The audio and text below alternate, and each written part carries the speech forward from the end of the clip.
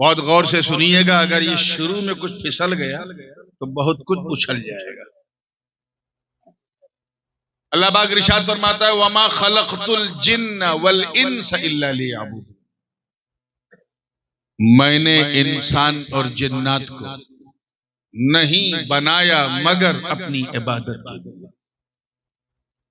ظاہر ہے کہ اللہ حرف استثناء ہے تو افادہ حصر بھی ہوگا، اور ایسی صورت میں ترجمہ ہوگا کہ میں نے انسان اور جنات کو صرف کیبل اپنی عبادت کے لیے پیدا کیا۔ کیا یار حجت بنگال سے عاجز، خاموشی سے سنتے بھی چاؤں چاؤں چاؤں چاؤں۔ حضرت عالمگیر اورنگزیب کا جملہ حجت بنگال، میں نے انسان اور جنات کو اپنی عبادت کے لیے ہی پیدا کیا۔ کیا سمجھا کہ اس دھرتی پر، اس زمین پہ ہمارے آنے کا صرف ایک ہی ادیش ہے، ایک ہی ٹارگٹ ہے، اور وہ یہ ہے کہ ہم اللہ کی، بولیے زور سے، عبادت کریں، اس کی پوجا کریں۔ کیوں؟ کیونکہ وہ ہمارا مالک ہے، ہم اس کی مملوک ہیں، وہ ہمارا خالق ہے، ہم اس کی مخلوق ہیں، وہ رازق ہے، ہم مرزوق ہیں، وہ بنانے والا، ہم بننے والے، وہ کھلانے والا، ہم کھانے والے، ہمارے بال بال پر، روم روم پر اس کا ادھیکار ہے، ہم اسی کے ہیں، کسی اور کے نہیں۔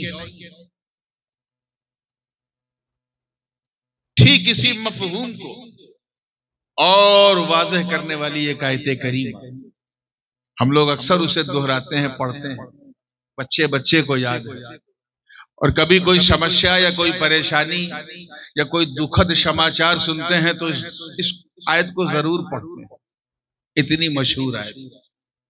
بلکہ ہمارے ہاں اگر بجلی چلی جائے تو لوگ اس آیت کو پڑھتے ہیں، اِنَّا لِلَّهِ، بولیے، وَإِنَّا إِلَيْهِ رَاجِعُونَ۔ کبھی آپ نے اس کے ترجمے پہ غور کیا کہ خالی پڑھتے ہیں اِنَّا لِلَّهِ، we belong to Allah and we will return unto Allah، ہم اللہ کے ہیں، کس کے ہیں؟ زور سے بولو، اور اسی کی طرف لوٹنے والے ہیں۔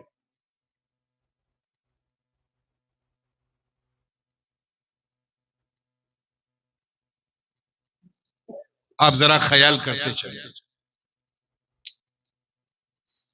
اسلام میں اسی لیے آتم ہتیا حرام ہے۔ کیا ہے؟ کیوں حرام؟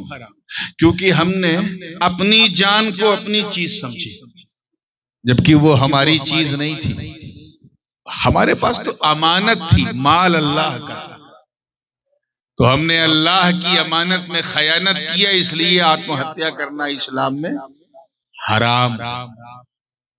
ہم اللہ کے ہیں اور اسی کی طرف لوٹنے۔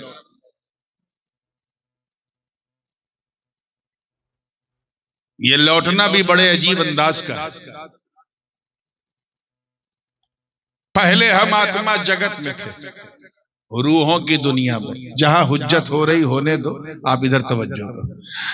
ہم آتما جگت میں تھے، روحوں کی دنیا میں، جب تک اللہ نے چاہا ہم وہاں تھے، آدیش ہوا دنیا بدلو، ہم وہاں سے چل کے اپنے ابا کی صلب میں آ گئے، باپ کی پیٹھ میں آ گئے۔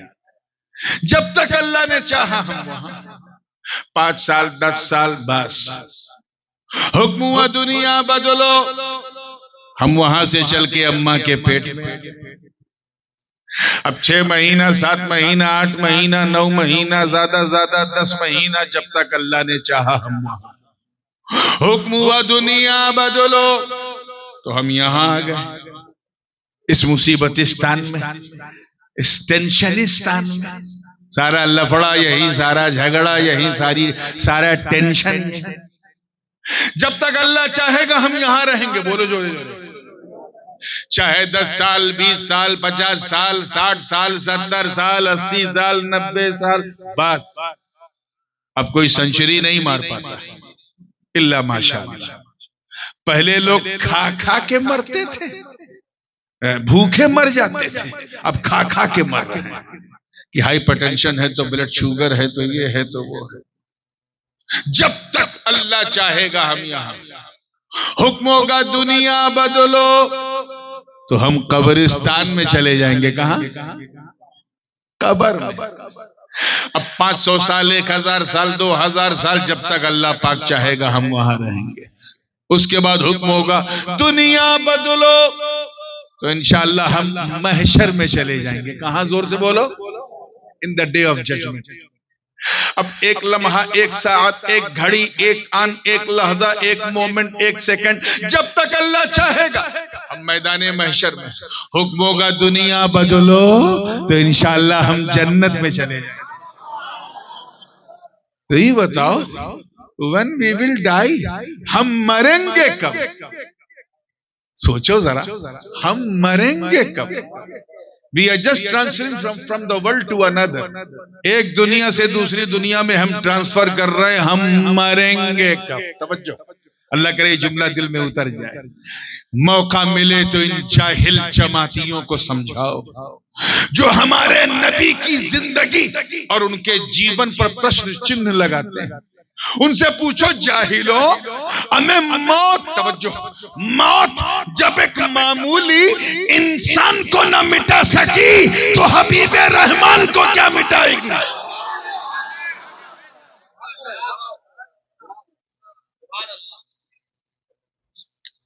और एक चीज और दिमाग में रखिए, ये जो ट्रांसफर है ना,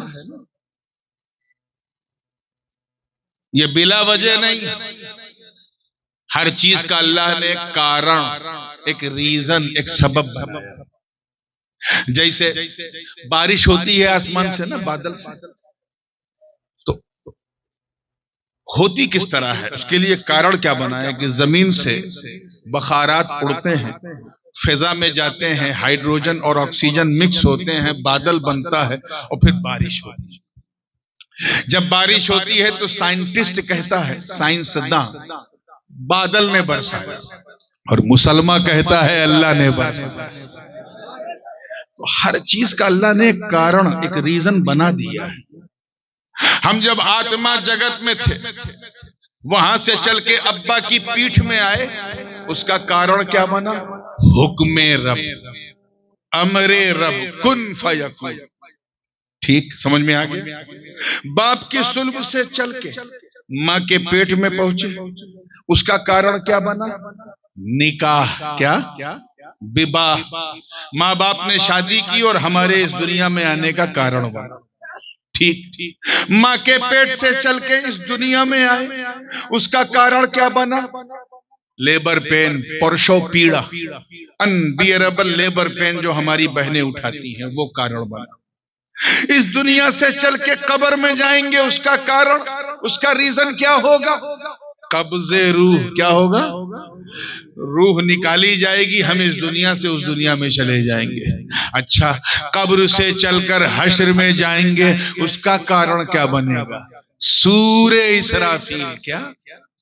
सूर समझे? वो बंगला में शंख कहते हैं ना, हाँ वही सूरे इसराफील।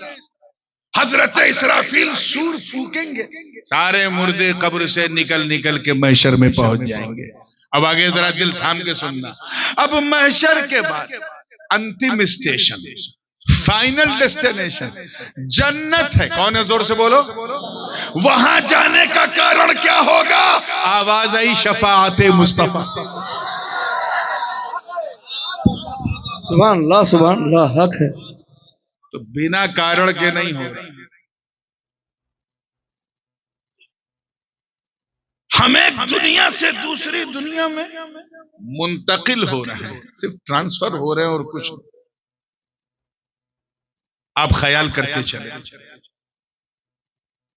इसीलिए अल्लाह पाक ने कुरान पाक में क्या फरमाया? कुल्लु नफ्सिन ज़ाइक़तुल मौत। हर नफ्स को मौत का मजा है। तर्जुमा तो पता है, चलो शुक्र है। चखना है। अच्छा, चखना समझते हो ना? चिखना, चखना। اگر دال میں نمک چکھنا ہے تو طریقہ بہت ایزی ہے، بہت سرل. چمچ سے ایک بوند اسے نکالا، یہ کیا ہے؟ چکھنا. چکھنا. اب اگر کوئی ہماری بہن 12 روٹی اور 24 بوٹی لے کے بیٹھے اور اس سے کوئی پوچھے بہن کیا کر رہی ہو، وہ کہے میں چکھ رہی ہوں، تو آدمی سوچے گا باپ رے باپ، جب چکھنے کا یہ حال ہے تو کھانے کا حال کیا ہوگا. چلیے مسکرا کے تھوڑا فریش تو ہوئے. چکھنا کیا ہوتا ہے کہ یہ جو جیب ہے نا، زبان، بس اس کو پتا چلے، حلق کو خبر ہی نہ ہو. اسی کو کیا کہتے ہیں؟ زور سے بولو. بس موت اتنی ہی ہے.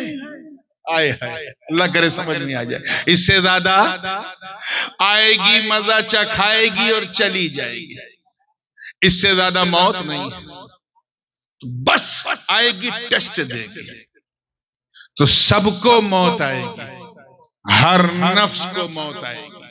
آپ کو بھی آئے گی، آپ کے باپ کو بھی آئے گی. مگر کس کو آئے گی؟ نفس جس کے پاس. کس کے پاس؟ تھوڑا سا میں علماء کی توجہ چاہوں گا. اگر آپ نے اس نقطے کو کیچ کر لیا تو یہ بونس ہے، لیکن یہ علماء کے لیے ہے. مجھے موت آئے گی، میرے پاس نفس ہے. تمہیں موت آئے گی، تیرے پاس نفس ہے. یعنی جس کے پاس نفس ہے، توجہ، اسے کیا آئے گی؟ موت آئے گی.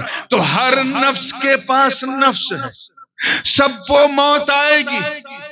مجھے بتاؤ اس غوث اعظم کو تم کیا کہو گے؟ اس غریب نواز کو کیا کہو گے؟ اس مخدوم پنڈوا کو کیا کہو گے؟ اس غوث بنگالہ کو کیا کہو گے؟ اس مخدوم سمنانی کو کیا کہو گے؟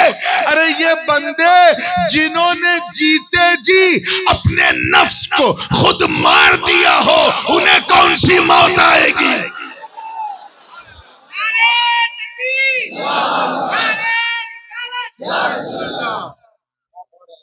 بات سمجھ میں آ رہی ہے نا؟ تھوڑا سا اپنے منہ پہ قابو رکھیں. یار کمیٹی کا بلہ لگائے ہیں تو چپ بھی رہیے. بہت زیادہ چل رہا ہے. میرا کان 2 نہیں ہے، 4-5 ہے. پبلک میں بھی سنتا ہوں میں کون کیا کہتا ہے، اس لیے بہت ہی دھیان پوروک. تیار ہیں آپ لوگ نا؟ ہر نفس کو موت کا مزہ چکھنا. کیوں؟ کیونکہ ہم اللہ کے ہیں اور اسی کی طرف لوٹنے والے ہیں. We have to go back to Allah, return back to Allah.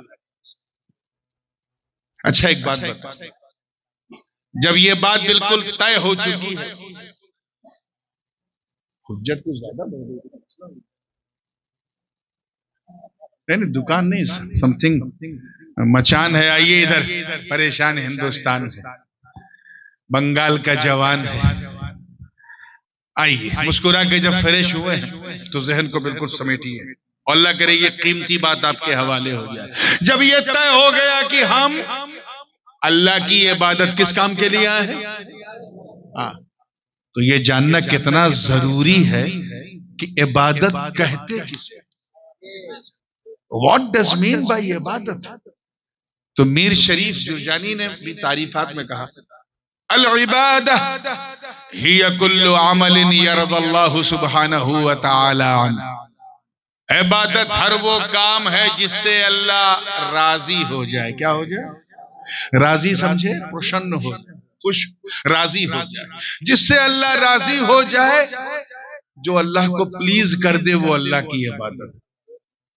تو پتا چلا کہ ہم یہاں اللہ کو راضی کرنے ہیں. کس لیے آئے ہیں؟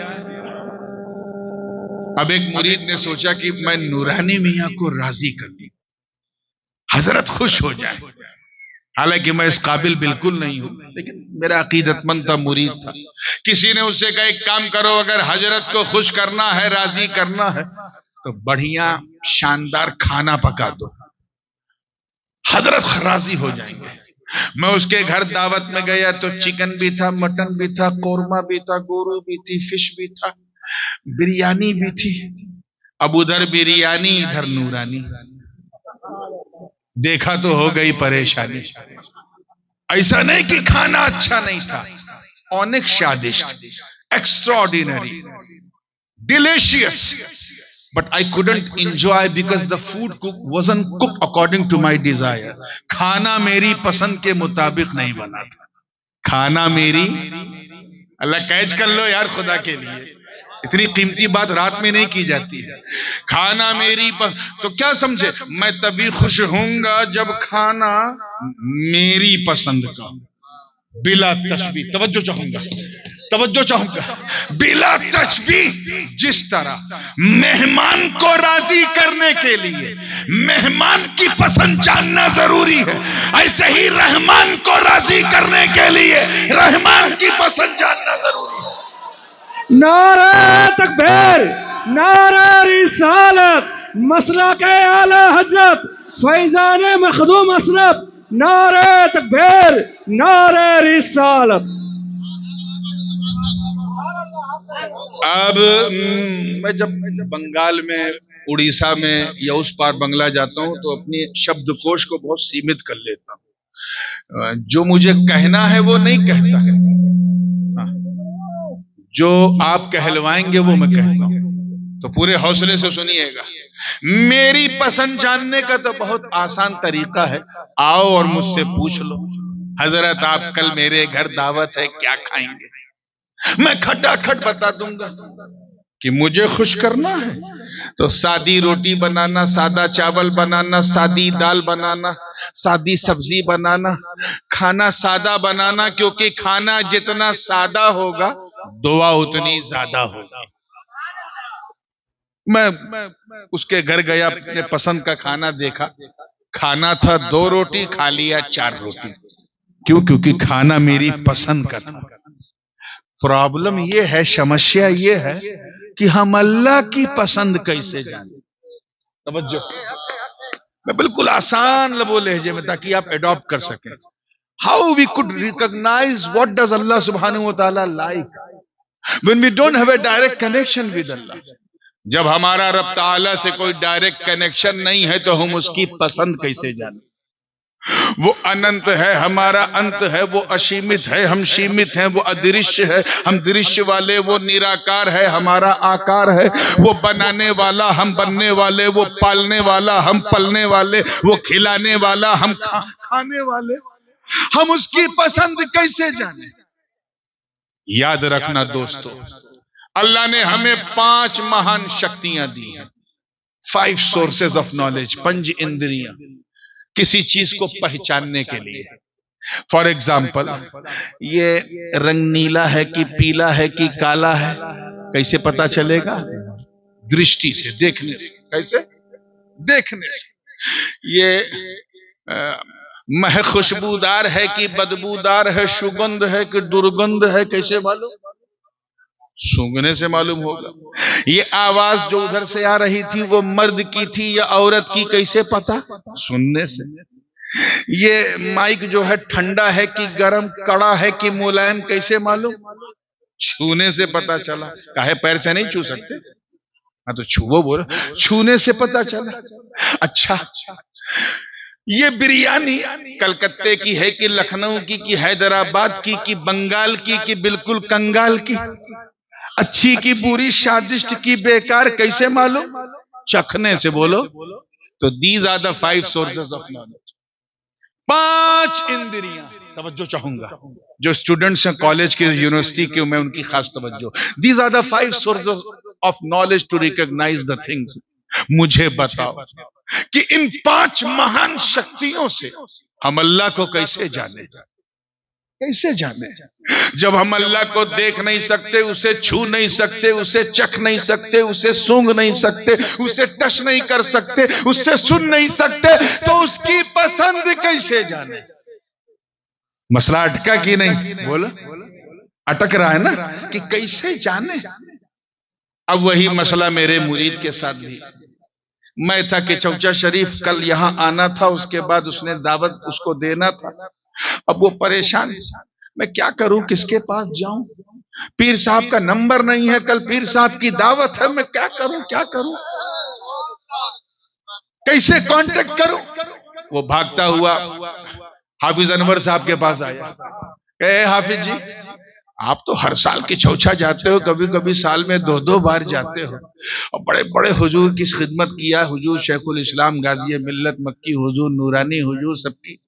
یہ بتاؤ کل میرے گھر نورانی حضور کی دعوت ہے، حضرت کو کیا پسند ہے؟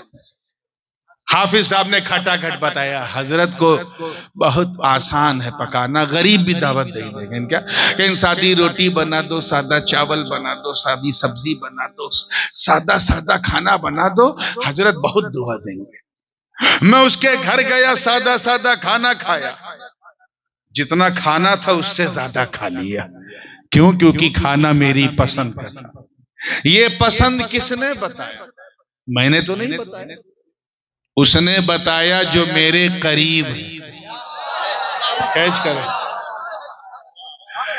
جو میرے نزدیک ہے. کیوں؟ کیونکہ جو قریب ہوتا ہے وہی حبیب ہوتا ہے، اور جو جتنا قریب ہوتا ہے وہ اتنا حبیب ہوتا ہے. بلا تشبیہ مہمان کی پسند اس نے بتایا، جو مہمان کے قریب ہے رحمان کی پسند اس نے بتایا، جو رحمان کے قریب ہے. سبحان اللہ سبحان اللہ.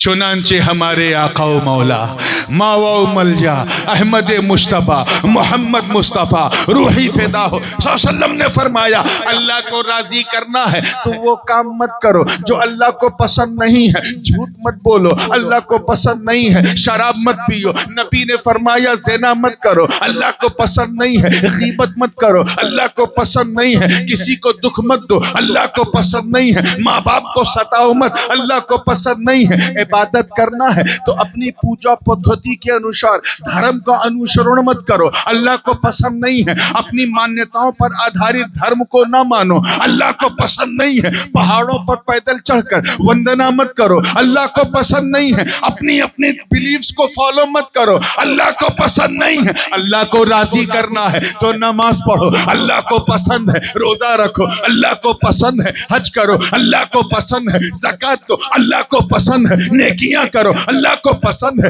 بیوہ کا سہارا بنو، اللہ کو پسند ہے. یتیم کے سر پہ ہاتھ رکھو، اللہ کو پسند ہے. اولیاء اللہ سے محبت کرو، اللہ کو پسند ہے. سیدوں کی خدمت کرو، اللہ کو پسند ہے. مسجدیں بناؤ، اللہ کو پسند ہے. مدرسے بناؤ، اللہ کو پسند ہے. خانقاہیں بناؤ، اللہ کو پسند ہے. ذکر کرو، اللہ کو پسند ہے.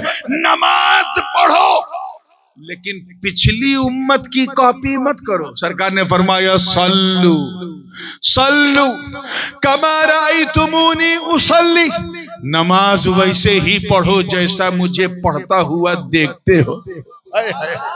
یعنی نیت ویسے ہی باندھو جیسے میں باندھتا ہوں. رکوع ویسے ہی کرو جیسے میں کرتا ہوں. سجدہ ویسے ہی کرو جیسے میں کرتا ہوں. تسبیح ویسے ہی پڑھو جیسے میں پڑھتا ہوں. تحلیل ویسے ہی کرو جیسے میں کرتا ہوں. تحیات ویسے ہی پڑھو جیسے میں پڑھتا ہوں. سلام ویسے ہی پھیرو جیسے میں پھیرتا ہوں. حج کرنا ہے تو پچھلوں کی کاپی مت کرو، بلکہ نیت کرو جیسے میں کرتا ہوں. احرام پہنو جیسے میں پہنتا ہوں. طواف کعبہ کرو جیسے میں کرتا ہوں. مینا مزدلفہ عرفات میں قیام کرو جیسے میں کرتا ہوں. روزہ رکھنا ہے تو صرف بھوکا مت رہو، بلکہ نیت کرو جیسے میں کرتا ہوں. سحری کرو جیسے میں کرتا ہوں. روزہ رکھو جیسے میں کرتا ہوں. افطار کرو جیسے میں کرتا ہوں. تراویح پڑھو جیسے میں پڑھتا ہوں. گویا نبی فرما رہے اے لوگوں میری طرح کرو، کیونکہ میں اس کا حبیب ہوں، اس سے بہت زیادہ قریب ہوں. اسے جو پسند ہے میں جانتا ہوں. بس میری کاپی کرو. جب کاپی کرو گے تو میری سنت بھی ادا ہوگی، مولا کی عبادت بھی ادا ہوگی.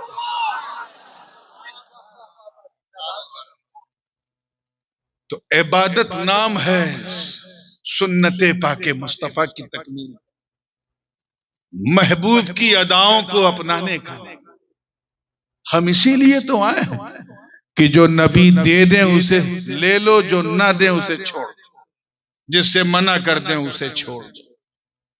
ادائے مصطفیٰ کو اپنانا ہے، اور یہی ہمارا مقصد ہے، یہی ہمارا موٹیو ہے. ہم چاہیں تو ساری زندگی ہماری عبادت میں گزر سکتی، ایک لمحہ بھی ہم عبادت سے غافل نہیں۔ آپ کہیں گے اے حضور ہی کیسے؟ ہم عبادت کے لیے آئے ہیں تو کیا ساری زندگی ہم ہر وقت نماز پڑھیں گے تو کھائیں گے کب، پیئیں گے کب، ٹہلیں گے کب، بزنس کب کریں گے، کاروبار کب کریں گے؟ ارے بابا سب کرو گے، زندگی بھی چلے گی، بندگی بھی چلے گی۔ وہ کیسے؟ بس نیت اچھی کر لے۔ کیا نیت، انٹینشن، ارادہ یہ ذرا مضبوط ہونا چاہیے۔ وہ کیسے؟ جیسے تجھے کھانا بھوک لگی ہے، اور یہ واستوک بات ہے، بھوک لگتی ہے منوشیہ کو۔ اب جب تم کھانا کھاؤ تو خالی یہ نیت کر لو، اے اللہ میں اس لیے کھانا کھا رہا ہوں کیونکہ یہ حلال ہے۔ کیا ہے؟ اور کھاؤں گا تو جسم میں شکتی آئے گی، طاقت آئے گی، اور جب طاقت آئے گی تو میں تیری عبادت کر سکوں گا۔ اب پتا چلا ایک ایک لقمے پر عبادت چل رہی، بس ارادہ۔ پانی پینا ہے، گپ گپ گپ گپ نہ پیو، بس جل پیتے ہوئے، پانی پیتے ہوئے اتنی نیت کر لو، اے اللہ میں اس لیے پانی پی رہا ہوں کیونکہ تو نے پانی پینا حلال کیا ہے، اور اسے پیوں گا تو پیاس بجھے گی، جب پیاس بجھے گی تو سکون ملے گا، اور جب سکون ملے گا تو میں تیرے بندوں کی خدمت کر سکوں گا۔ شادی کرنا ہے تو خالی یہ سوچ کے شادی نہیں کرو کہ اپنی فیملی بسانا ہے، فیملی پلاننگ کرنا ہے، انویسٹمنٹ کرنا ہے، تب کوئی ثواب نہیں ہے۔ بس صرف یہ نیت کر لو کہ اے اللہ میں اس لیے بواہ کرنا چاہتا ہوں تاکہ میں تیرے محبوب کی سنت پہ عمل کر سکوں اور اپنے آپ کو گناہ سے بچا سکوں، گناہ سے روک سکوں۔ جب میں اپنے آپ کو گناہ سے روک لوں گا تو میری یہ عبادت ہو جائے گی۔ اب پتا چلا کہ تیری ازدواجی زندگی، شادی شدہ زندگی تیری بیوی کے ساتھ گزر رہی ہے، بیوی کی زیارت بھی ہو رہی ہے، عبادت بھی ہو رہی ہے، صرف انٹینشن۔ مدرسے میں پڑھنے جاؤ تو یہ سوچ کے نہ جاؤ کہ ہم اس لیے پڑھیں گے تاکہ پڑھ کے کچھ قابل بن جائیں تو سرکاری مدرسے میں تنخواہ ملے گی، اور جب تنخواہ اچھی ملے گی تو اچھا پالن پوشن، کوئی عبادت نہیں۔ لیکن صرف یہ نیت کر لی کہ اے اللہ میں مدرسے میں اس لیے آیا ہوں تاکہ تیرے نبی کا علم حاصل کروں، تیرے نبی کی شریعت کو سیکھوں، اور اس علم کے ذریعے تیرے دین کی خدمت کر سکوں۔ اب پتا چلا 14 سال اگر مدرسے میں دال بھات کھا رہا ہے تو 14 سال عبادت ہو رہی۔ یہی مومن کی life style. You have to be all the time in worship، ہر وقت اللہ کی عبادت۔ جلسے میں بیٹھے ہو، آئے ہو نا، بس اتنی نیت کر لو کہ اے اللہ ہم اس لیے جلسے میں جا رہے ہیں تاکہ تیرے دین کی سمجھ ہماری بڑھ جائے۔ اب پتا چلا بیٹھے ہیں، بیٹھے بیٹھے خالی دیکھ رہے ہیں، سن رہے ہیں، عبادت ہو رہی۔ تو ہم اللہ کی عبادت کے لیے، یہی ہمارا مقصد حیات ہے۔ میاں یہ دنیا تو ایک مسافر خانہ ہے۔ کیا ہے؟ is a traveler life۔ آپ نے سنا نا، پہلے اس دنیا میں تھے آپ، بولو تھوڑا سا جورے جورے بولو، شرماؤ نہیں، دنیا میں تھے، بعد میں رہو گے۔ ہمیں تو جب کہاں راؤنڈ، مسلمانوں میں راؤنڈ نہیں ہوتا، ایک بار گئے تو گئے، وہ 7 جنم والے کوئی اور۔ آپ پہلے دنیا میں تھے، پیدا ہونے سے پہلے تھے، مرنے کے بعد اس دنیا میں رہو گے، بولو زور سے، نہیں۔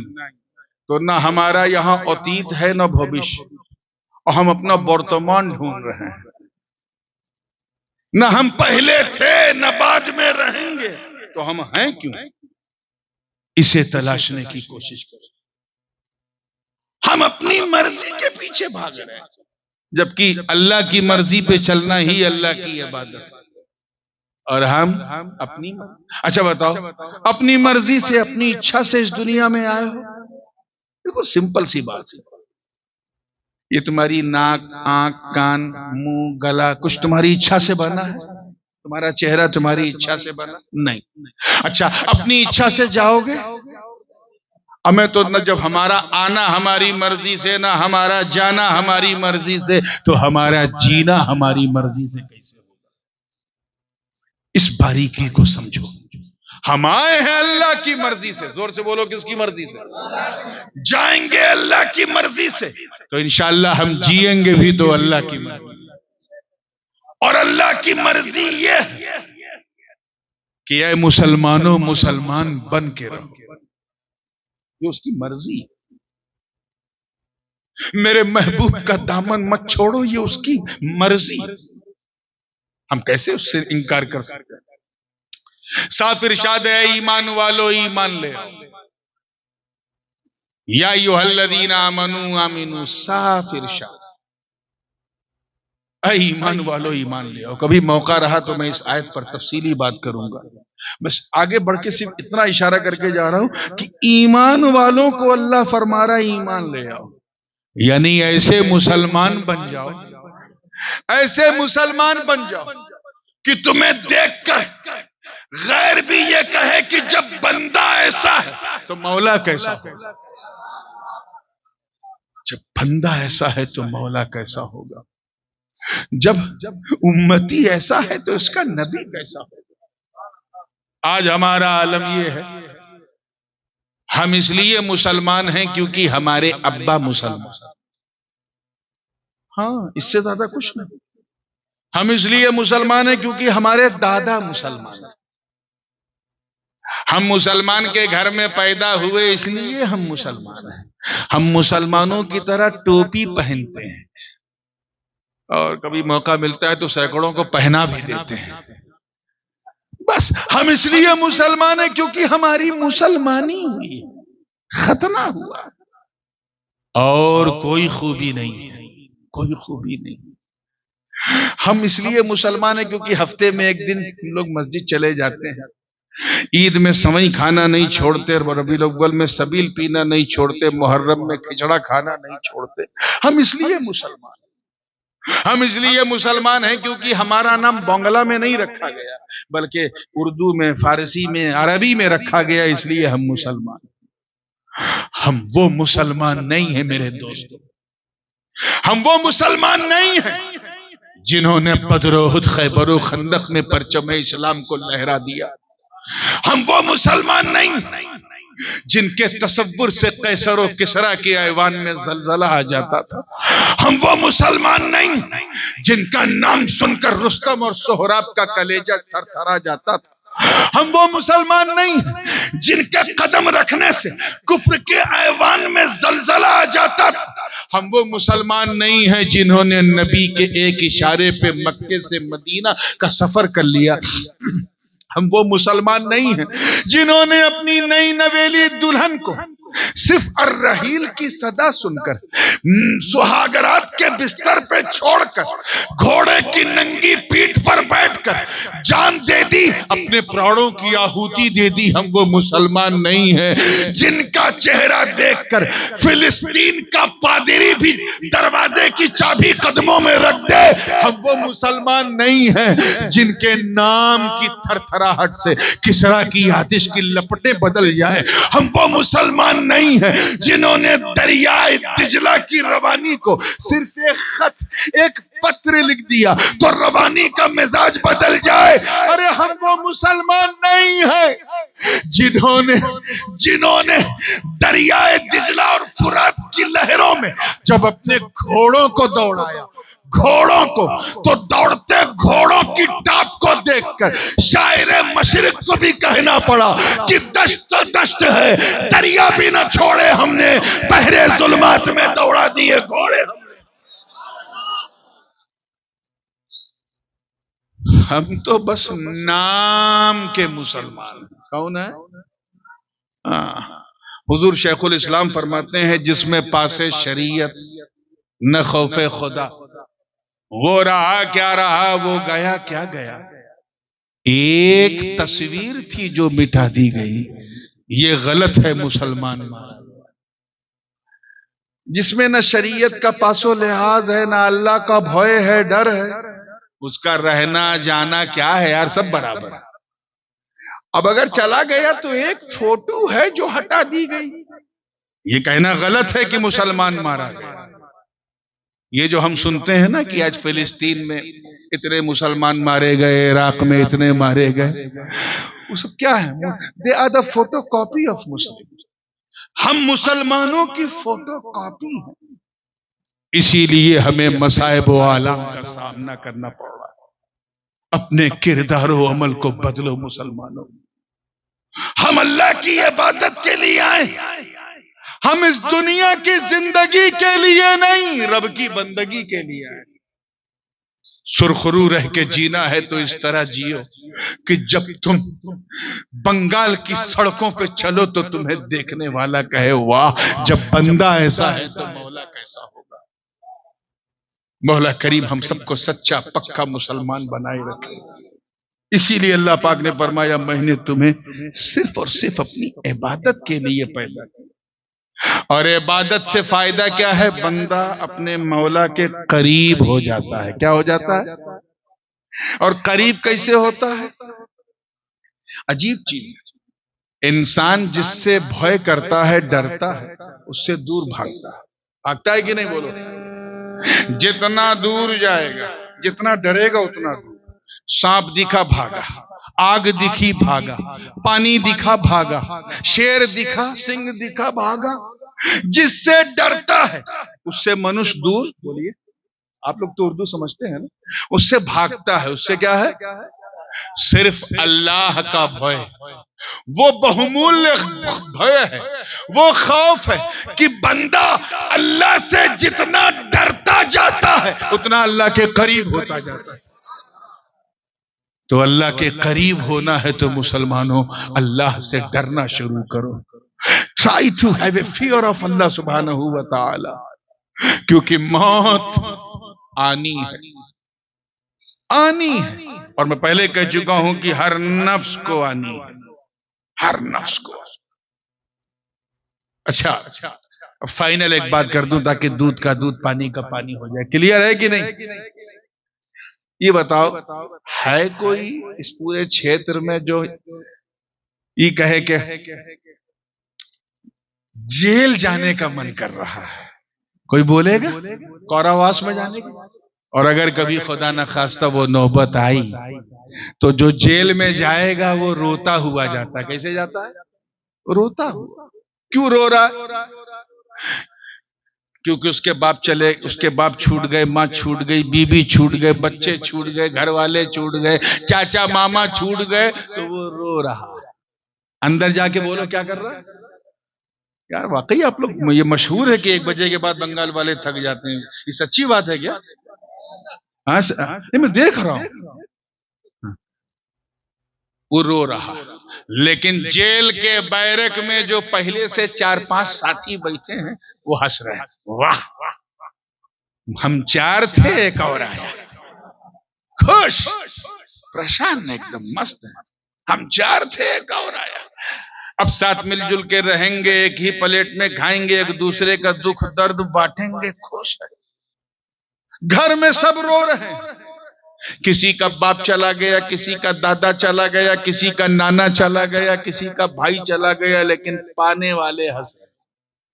اچھا 14 سال کے بعد، 15 سال کے بعد جب وہ چھوٹا، ریلیز ہوا تو وہ ہنس رہا ہے، آنے والا ہنس رہا ہے، گھر میں لڈو بٹ رہا، آتش بازی ہو رہی، پٹاخہ دگ رہا ہے، کسی کا ابا آ گیا، کسی کا چاچا آ گیا، کسی کا انکل آ گیا، کسی کا ماما آ گیا، گھر میں جشن ہے۔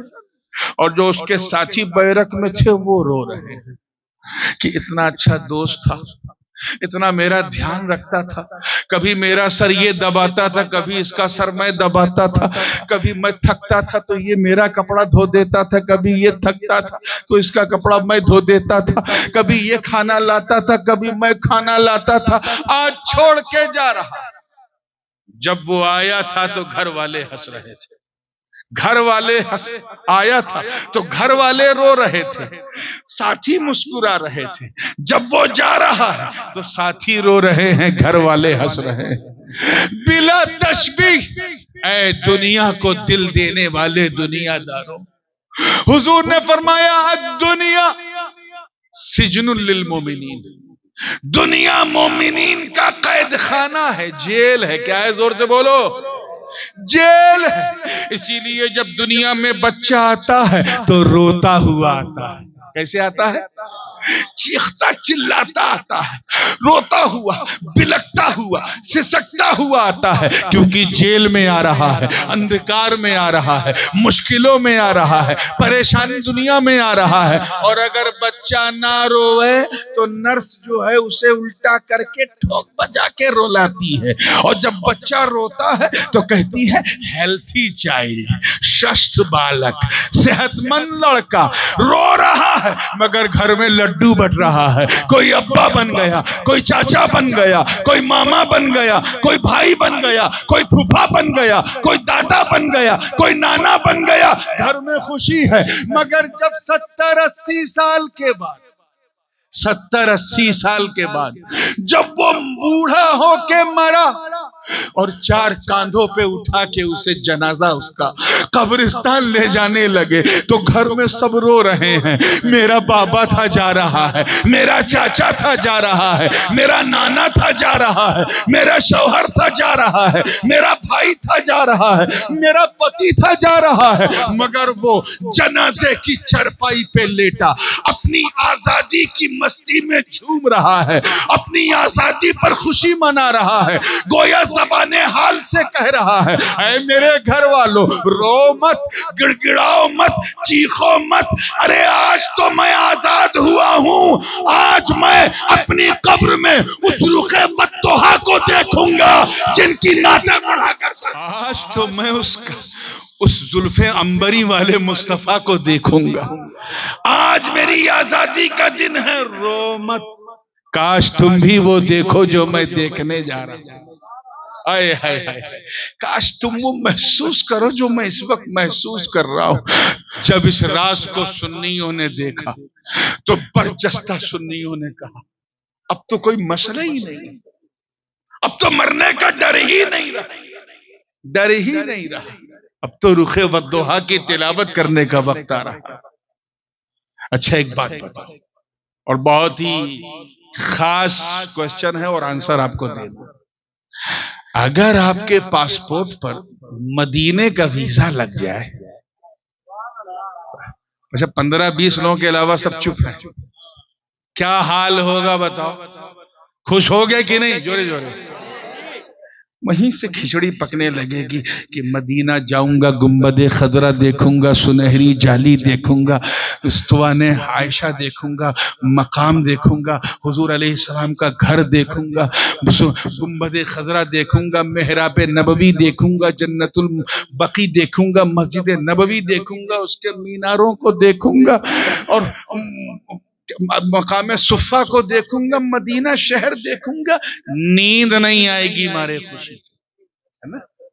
اگر پہلی بار جانا ہوگا تب تو واقعی نیند نہیں آئے گی، مگر علماء بیٹھے، میں بڑی ذمہ داری سے کہہ رہا ہوں، بڑی ذمہ داری سے کہہ رہا ہوں کہ موت، توجہ ہے، مرتو مدینے کے ویزے سے زیادہ قیمتی ہے، توجہ چاہوں گا، موت مدینے کے ویزے سے زیادہ قیمتی، ہمیں جب ویزا لگے گا تو تو دیکھے گا کیا؟ سنہری جالی دیکھے گا، شہر نبی دیکھے گا، گنبد خضرا دیکھے گا، نبی کا روضہ دیکھے گا، محراب نبوی دیکھے گا، جنت البقیع دیکھے گا، ارے جب ویزا لگے گا ویزا تو تو نبی کا روضہ دیکھے گا، روضہ، مگر جب موت آئے گی تو نبی کا جلوہ دیکھے گا، جلوہ۔ نعرہ تکبیر، نعرہ رسالت، مسلک اعلی حضرت سرکار مدینہ کانفرنس، سرکار مدینہ کانفرنس، نعرہ تکبیر، نعرہ رسالت، نعرہ تکبیر، نعرہ رسالت۔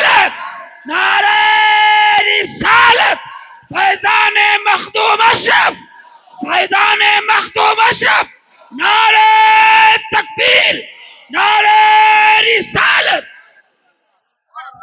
اس لیے وہ سینہ جس سینے میں نبی کا مدینہ، وہ موت کی آنکھوں میں آنکھیں ڈال کے کہتے ہیں اے موت آ، جس رنگ میں آ، جس ڈھنگ میں آ، توجہ رہے، جس کیفیت میں آ، چاہے تو فلسطین میں آ، چاہے تو گودھرا کانڈ میں آ، چاہے تو گجرات میں آ، چاہے تو بنگال میں آ، چاہے تو مظفر نگر کے لفڑے میں آ، چاہے تو سیریا میں آ، چاہے تو عراق میں آ، چاہے تو بم بن کے آ، چاہے تو میزائل بن کے آ، چاہے تو بندوق بن کے آ، چاہے تو تیر یا تلوار بن کے آ، اے موتا تجھے ہر سنی گلے لگانے کو تیار ہے، کیونکہ ہم جانتے ہیں کہ تو ہمیں مٹانے کے لیے نہیں بلکہ ہم غریبوں کو مصطفیٰ سے ملانے کے لیے آنا ہے، ٹینشن نہ لو. حضور نے فرما دیا ہے موتو قبل ان تموتو، مر جاؤ اس سے پہلے کہ تمہیں مار دیا جائے. مر جاؤ اس سے پہلے کہ تمہیں مار دیا جائے، یعنی اپنی خواہشات کو مار دو، اپنی اچھاؤں کو مار دو. آج ایک سے بڑھ کر ایک چیلنجز ہمارے سامنے ہیں، ایک سے بڑھ کر ایک حالات ہمارے سامنے ہیں. ہم نعرے تکبیر اور نعرے رسالت والے جلسوں میں الجھے ہوئے، اس لیے میرا دل بڑا زخمی ہے اور میں چاہتا ہوں کہ یہ بات بتاؤں. آج ہم ہر چیز سے ڈرتے ہیں کیونکہ ہم نے اللہ سے ڈرنا چھوڑ دیا، اسی لیے ہم ہر چیز سے ڈرتے ہیں. حجاج بن یوسف کا نام سنا ہے نا؟ ہاں ایک ہی آدمی نے سنا، آپ لوگوں نے سنا ہے نا؟ ہاں تو بولیے، جن لوگوں نے نہیں سنا ہے ذرا ہاتھ اٹھائیں تو. اچھا جن لوگوں نے سنا ہے وہ ہاتھ اٹھائیں. کچھ سمجھ میں نہیں آ رہا، رکھو یار. بہت سفاک ظالم تھا، بادشاہ تھا. دور اموی میں حضرت خواجہ حسن بصری کے زمانے میں مصر کا governor, and he was the murderer of صحابہ. اس نے کئی صحابہ اور تابعین کو قتل کیا، مگر بس ایک نیک کام کر کے گیا وہ، اور وہ یہ کہ اس نے قرآن میں اعراب و نقطے لگائے، زبر زیر لگائے، جس کی وجہ سے لوگ قرآن شریف پڑھ لیتے ہیں. اب اگر اللہ اسے معاف کر دے تو اس کا عدل ہے، فضل ہے، نہ معاف کرے تو اس کا عدل ہے. اتنا ظالم تھا مولانا کہ اپنے ہی گرو کو سائیڈ میں بٹھا کے خود اس کی کرسی پہ بیٹھ گیا، انہیں مارگ درشک بنا دیا. اتنا بڑا ظالم تھا. گرو کے زمانے میں جو سکہ چلتا تھا نا، اس سکے کو ڈی مونیٹائز، نوٹ بندی کر کے اپنے نام کا سکہ شروع کیا اس نے، اور پورے تنتر کو اس نے اپنے کنٹرول میں رکھا تھا. حکومت اس کے خلاف کوئی بول نہیں سکتا تھا، سارے سسٹم کو اس نے خرید لیا تھا. سب جتنے بصرہ شہر میں جو بڑے بڑے پیسے والے لوگ تھے سب اس کے دربار کے درباری تھے، جو وہ کہتا تھا وہی ہوتا تھا. علماء اور مشائخ کی ہمت نہیں پڑتی تھی اس کے خلاف کچھ کہنے کی، اور اگر کہہ دے تو ایک ڈیٹینشن سینٹر بنایا تھا اس میں ڈال دیتا تھا. میں حجاج بن یوسف کی بات کر رہا ہوں. آپ لوگوں کا دماغ کہیں اور تو نہیں جا رہا ہے نا؟ جا رہا ہے. اتنا ظالم تھا. ایک دن خواجہ حسن بصری کی بارگاہ میں ان کا ایک مرید آیا.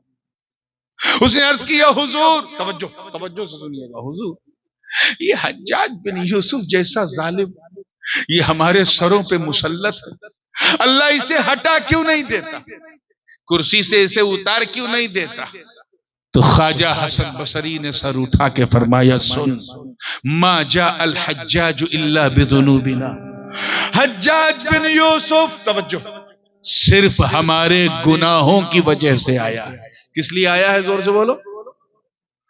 Allah subhanahu wa ta'ala brought him upon us because we have done a lot of sins. We are sinner. ہم اتنے گنہگار ہیں کہ ہماری کرتوتوں کی وجہ سے اللہ نے حجاج بن یوسف کو ہمارے اوپر بٹھایا ہے. ذرا سوچو مسلمانوں اور بنگال کے غیور سنیوں، آج سے لگ بھگ 1400 برس پہلے کے گنہگار، اللہ جانے وہ کیسے گنہگار تھے، لیکن 1400 برس پہلے کے گنہگاروں کو دیکھ کر کہا تھا کہ ان گنہگاروں کی وجہ سے حجاج بن یوسف آیا. آج کے گنہگاروں کو دیکھتے تو کیا کہتے؟ بات بات میں جھوٹ بولنے والے گنہگاروں کو، دھوکہ دینے والے، فراڈ کرنے والے، شراب پینے والے، زناکاری کرنے والے، ماں باپ کا دل دکھانے والے، حرام پیسہ کھانے والے، حرام کھلانے والے، آج ایسے لوگوں کو دیکھتے تو وہ کیا کہتے ہیں؟ یہ رات دن شراب کباب اور شباب میں گزارنے والے ہماری قوم کے نوجوانوں کو دیکھتے تو کیا کہتے؟ اب اگر ہم یہ محسوس کرتے ہیں کہ ہمارے سر پہ کوئی ظالم ہے، اگر ہمیں یہ لگتا کہ ہم بہت پریشان ہیں، ہم پر ظلم ہو رہا، ہمیں 2 نمبر کا شہری سمجھا جا رہا، تو ادھر ادھر شکایت کرنے کی ضرورت نہیں. اپنے گریبان میں جھانکو، تلاشو ہم سے وہ کیا ہو رہا ہے، ہم وہ کون سا گناہ کر رہے ہیں، کون سی غلطیاں کر رہے ہیں، کیسی خطائیں کر رہے ہیں. رب کی بارگاہ میں رجوع کرو، توبہ کرو، اپنے آپ کو پاک صاف کرو.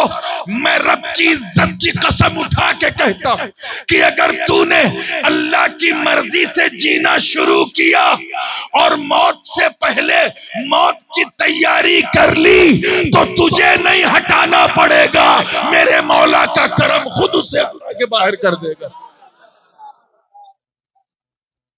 اب اس چیز کو سمجھنے کی بہت سخت ضرورت ہے کہ ہم میں کتنے لوگ ہیں جو اللہ کی مرضی پہ جی رہے ہیں.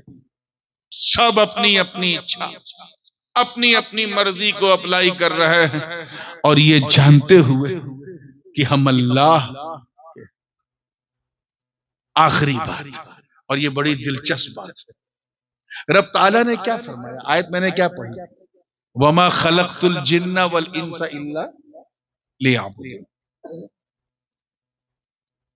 میں نے پہلے عرض کیا کہ ہم اللہ کے ہیں، یہ آپ سن چکے، مگر کس طرح ہے ذرا دیکھو یار، کتنا پریویلیج اللہ نے دیا ہے تمہیں. And you forgot، آپ بھول گئے. سب کچھ اللہ نے ہمارے لیے بنایا. کس کے لیے بنایا؟ جی اگر آپ گننا شروع کریں کیا کیا بنایا تو بچپن سے لے کر 55 تک پہنچ جاؤ گے، گنتی پوری نہیں. چاہے برگ و ثمر ہو، شمس و قمر ہو، شجر و حجر ہو، خشک و تر ہو، بحر و بر ہو، سیم و زر ہو، لال و گوہر ہو، چاہے زمین و زماں ہو، مکین و مکاں ہو، چنین و چنا ہو، یہ سارے جہاں، یہ سب اللہ نے ہمارے لیے. کس کے لیے؟ انسان کے لیے. شرماؤ مت، کس کے لیے؟ منشیہ کے لیے، انسان کے لیے بنایا. دھرتی کے گربھ میں جو نعمتیں ہیں، چاہے ٹائٹینم ہو، پلیٹینم ہو، گولڈ ہو، یا پھر آپ کے علاقے میں اسٹیل ہے، چاہے گھاسلیٹ ہو یا آملیٹ ہو یا چاکلیٹ ہو یا پاپلیٹ ہو، سب اللہ نے ہمارے لیے بنایا. یہ جو سبزیوں میں جو شاد ہے، جو ٹیسٹ ہے، وہ بھی ہماری جیب کے انوکول ہے. کیوں؟ کیونکہ اللہ نے ہمارے لیے بنایا. حد تو یہ ہے کہ پیڑ پودے اللہ نے ہمارے لیے، اسی لیے کچھ پیڑوں کو ہم سایہ لیتے ہیں، کچھ پیڑوں سے پھل لیتے ہیں، اور کبھی کبھی موقع ملتا ہے تو پیڑوا کو کاٹ کر کے اسی سے میز، کرسی، الماری بنا لیتے. اس سے بڑی مثال تو میں دے ہی نہیں سکتا کہ جانور بھی اللہ نے ہمارے لیے بنائے. کچھ جانوروں کی پیٹھ پہ ہم بیٹھ جاتے ہیں، جیسے ہاتھی ہے، گھوڑا ہے، اونٹ ہے. کچھ گدھے پر بھی بیٹھ جاتے ہیں. وہ ہمیں گراتے نہیں، انہیں پتا ہے ہم انسان سب اپنی ڈیوٹی نبھا رہے ہیں. کچھ جانوروں کے کمر میں رسا باندھ کے ان سے سامان کھچواتے ہیں، وہ ہمیں پٹکتے نہیں ہیں، انکار نہیں کرتے، انہیں پتا ہے کہ ہم انسان کے لیے. اور کبھی منہ کا شاد اگر بدلنا ہوا تو کچھ معقول اللحم جانوروں کو ذبح کر کے مسالہ لگا کے بھون کے کھا بھی جاتے ہیں. وہ 4 پیر کے جانور کو تکلیف نہیں ہے، آج کل کچھ 2 پیر کے جانور ہیں، یہ کاٹو یہ نہ کاٹو. خیر بنگال والوں آپ کو ٹینشن نہیں، how much you can eat. سب اللہ نے کس کے لیے بنایا؟ ذرا زور سے ایک بار بول دیں، کس کے لیے؟ ادھر والے وہ چیئرمین حضرات ذرا بول دیں، کرسیوں پہ جو بیٹھے ہیں، کس کے لیے آپ بنائے گئے؟ ساری دنیا انسان کے لیے. کس کے لیے؟ آپ بولیے کس کے لیے؟ مگر اے حضرت انسان، کبھی آپ نے ایک لمحے کے لیے سوچا، جسٹ فار دا مومنٹ، کہ اے اللہ سب کچھ تو نے ہمارے لیے بنایا، اے اللہ ہمیں کس کے لیے بنایا؟ ہمیں کس کے لیے؟ تو قرآن کی اسی آیت سے رہنمائی ہوتی ہے. گویا رب تعالیٰ فرما رہا، اے میرے بندو، میں نے سب کچھ تمہارے لیے بنایا اور تمہیں میں نے اپنے لیے بنایا، اور اس لیے بنایا ہے تاکہ تم ہماری عبادت کرو.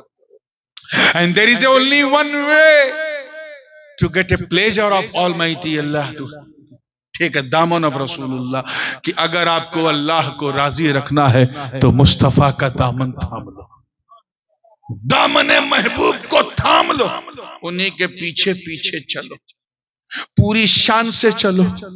ارے قبر کی تنہائی، کس دنیا کو تو نے دل دیا تھا، اس دنیا نے تو تجھے چھوڑ دیا. قبر میں تو نے کھیت کھلیان کو دل دیا، قبر میں اس نے بھی ساتھ چھوڑ دیا.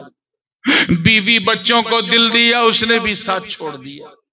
بھائی بہن کو دل دیا، قبر میں اس نے بھی ساتھ چھوڑ دیا. اپنے یار دوستوں کو دل دیا تھا، رات رات ان کے ساتھ کلب میں کیرم کھیلتے تھے، انہوں نے بھی ساتھ چھوڑ دیا. حد تو یہ ہے کہ ماں باپ نے بھی ساتھ چھوڑ دیا. اس باپ نے تیرا ساتھ چھوڑ دیا جس نے اپنے بڑھاپے کی بیساکھی تجھے بنایا تھا، جس نے کلمہ اسلام کا نغمہ تیرے کانوں کو سنایا تھا، جس نے تجھے اپنے سینے پہ لٹا کر لوریاں سنایا تھا، جس نے اپنے بڑھاپے کی طاقت تجھے بنایا تھا، اس باپ نے تجھے چھوڑ دیا. حد تو یہ ہے کہ تیری ماں نے تجھے چھوڑ دیا. وہ ماں جو ممتا کا ساگر ہے، وہ ماں جو بلیدان کی مورت ہے، وہ ماں جو محبت کا سمندر ہے. ارے وہ ماں جو اب 9 مہینہ اپنی کوکھ میں رکھے تھی اور برداشت کرتی تھی، وہاں بھی اندھیرا ہے، تیری قبر میں بھی اندھیرا ہے، مگر قبر کے اندھیرے میں تیری ماں نے تیرا ساتھ چھوڑ دیا. نکیرین کی بھیانک شکلیں ہیں، مگر کوئی مانوس چہرہ تیرے سامنے نہیں. ماں نے چھوڑ دیا، اس ماں نے جو نہ سردی میں تجھے چھوڑتی تھی نہ گرمی میں تجھے چھوڑتی تھی. جب تو چھوٹا تھا تو تجھے اپنی چھاتی سے لگا کے دودھ پلانے والی تیری ماں، تیرے لیے نئے نئے سپنے سجونے والی تیری ماں، تیری خوشی کے لیے اپنی خوشی کا بلیدان دینے والی تیری ماں. اے نوجوان، یہ فیس بک انسٹاگرام چلانے والے چھوکروں، یہ تجھے کیا ہو گیا؟ تیری زندگی میں ایک نئی نویلی دلہن کیا آئی، تو اپنے ماں کے بلیدان کو بھول گئے، اپنی بیوی کے سامنے ماں کو گھر سے نکال دیا. چند پیسے کیا آئے کلکتہ بمبئی میں کمانے سے، ماں کی عزت بھول گئے. ارے نوجوان، اے نوجوان، اے کسی اپنی بیوی کی کمبخت مسکراہٹ کے سامنے اپنی ماں کو دھکے مارنے والوں، کبھی تم نے ایک سیکنڈ کے لیے سوچا کہ تیری بیوی نے تجھے تب پیار کیا جب تیرے پاس کھلانے کے لیے روٹی تھی، تب پیار کیا جب پہنانے کے لیے کپڑا تھا، تب پیار کیا جب ٹھہرانے کے لیے تیرے پاس مکان تھا، تب پیار کیا جب اسے بہلانے کے لیے تیرے شریر میں طاقت تھی، تب اس نے پیار کیا. مگر ماں نے تو تجھے اس وقت بھی نہیں چھوڑا جب تو دودھ کی بوتل بھی نہیں اٹھا پاتا تھا. وہ ماں، ذرا سوچ، جو جنوری فروری کی ٹھنڈک میں تیرے گیلے بستر کو رات ہی رات بدل دے، وہ ماں تجھے جوان کرنے کے لیے اپنی جوانی لٹا دے وہ ماں، تیرے لیے اپنا تن من دھن سب نچھاور کر دے وہ ماں۔ ذرا سوچ اس نوجوان پر کیا گزری ہوگی جب قبر کا تختہ ڈالا گیا اور سامنے نکیرین کی بھیانک شکلیں ہیں، نہ باپ ہے نہ ماں ہے، اس کے تو امید کے سارے چراغ بجھ گئے۔ وہ تو بس یہی کہنے لگا ہے مولا تعالی میں گنہگار ہوں مگر مسلمان ہوں، تیرے نبی کا امتی ہوں، اے اللہ بس اپنے نبی کے صدقے میں میری قبر میں تھوڑا اجالا کر دے، یہ اندھیرا مجھے کاٹ کھا رہا ہے، مجھے کچھ دکھ نہیں رہا۔ میری ماں ہر جگہ میرے ساتھ ہوتی تھی، آج وہ بھی میرے ساتھ نہیں ہے، اے اللہ اجالا کر دے، اجالا کر دے۔ وہ نوجوان ہاتھ اٹھا کر گڑ گڑا کر نکیرین کی بھیانک شکلوں کے سامنے اپنے مولا سے اجالے کی بھیک مانگ رہا ہے، بھیک مانگ رہا ہے کہ اسی دوران اس کی قبر میں اجالا ہوتا ہے، روشنی ہوتی ہے۔ میرے مصطفیٰ کی شان رحمت للعالمینی جلوہ گر ہے۔ آقا فرماتے ہیں اے میرے امتی گھبرا مت، میں اتنا قریب ہوں، تیرے اتنے پاس ہوں کہ جہاں تیری ماں تیرا ساتھ نہ دے وہاں بھی میری رحمت تیرے ساتھ ہے۔